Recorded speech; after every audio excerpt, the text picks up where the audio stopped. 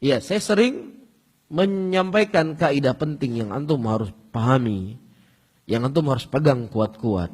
Ketika antum mendapatkan sebuah amalan, ya, ketika antum melihat sebuah pemikiran, tinggal kita pastikan amalan yang Anda lakukan ini ibadah atau bukan ibadah. Ibadah atau bukan ibadah. Kalau dia katakan, oh ini bukan ibadah, ini cuma sekedar kebiasaan saja.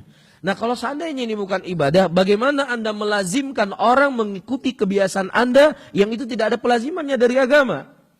Satu. Yang kedua, kenapa Anda repot-repot membuat sesuatu yang bukan ibadah, sementara banyak ibadah yang belum mampu kita lakukan? Kalau dia katakan ini bukan ibadah. Iya. Nah kalau dia katakan enggak, ini ibadah. Kalau seandainya ini adalah ibadah, berarti yang namanya ibadah sesuatu yang telah ditetapkan oleh siapa? Rasulullah Sallallahu Alaihi Wasallam. Maka ada dua kemungkinan. Kalau seandainya kamu katakan ini ibadah, ada dua kemungkinan. Pertama, Rasulullah mengetahuinya. Yang kedua, Rasulullah tidak mengetahuinya. Iya. Nah kita bahas pada poin yang kedua. Kalau seandainya kamu katakan ini ibadah, ya, ada ibadah yang tidak diketahui oleh Nabi Sallallahu Alaihi Wasallam. Mungkin atau tidak? Mungkin atau tidak? Ada sebuah amalan yang katanya bisa mendekatkan diri kita kepada Allah, yang bisa memasukkan kita ke dalam surga, tidak diketahui oleh Nabi Sallallahu Alaihi Wasallam, diketahui oleh kamu. Masuk akal nggak kira-kira? Kita belum bicara dalil, bicara masuk akal atau tidak? Hah? Gimana mungkin Nabi nggak tahu cara jalan masuk surga, kamu tahu? Nabi turun dan diberikan wahyu kepadanya, nggak ngerti, kamu ngerti.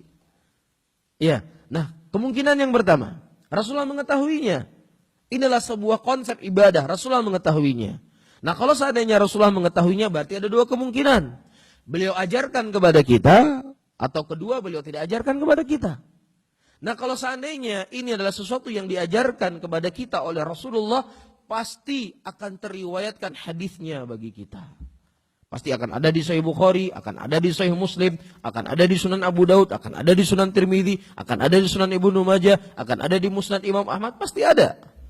Hukum menyembelih, hukum i'tikaf, pasti ada.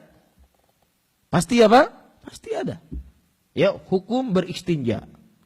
Ya, hukum beristijmar. Ada pembahasannya. Tetapi ketika perbuatan tersebut adalah sebuah ibadah yang dibuat-buat oleh manusia, kita nggak pernah dapatkan adabul khuruj. Adab khurut 3 hari, apa saja adab-adabnya. Adab khurut 40 hari, apa saja adab-adabnya. Adab khurut 4 bulan, apa saja adab-adabnya. Apa kewajibannya, apa perkara yang diperintahkan, apa yang disenangi. Dapat di dalam Musnad Imam Ahmad. Sampai mati kita cari nggak dapat. Iya, begitu juga tidak akan pernah dapat kita di Sahih Bukhari, nggak pernah dapat di Sahih Muslim. Karena apa? Ya karena kalau seandainya suatu ibadah itu ada tuntunan dari Nabi, pasti ada penjelasannya. Ya, berarti yang kedua, ya Rasulullah tidak mengajarkannya, Rasulullah diam. Lah kalau seandainya Rasulullah diam dari amalan tersebut, kenapa kamu harus berbicara? Kenapa? Kalau seandainya Rasulullah SAW mengetahui perkara tersebut, tetapi tidak mengajak umat kepada perkara tersebut, kenapa kamu ajak umat kepada perkara tersebut? Bisa difahami ya? Nah ini antum ikat, ini kaidah. Kaidah yang dijelaskan oleh para ulama dengan mereka memahami Al-Quran sekian banyak. Mereka memahami ayat hadis-hadis Rasulullah Sallallahu Alaihi Wasallam, kemudian mereka menyimpulkan dengan sebuah konsep yang sangat sederhana yang dengannya kita memahami agama kita.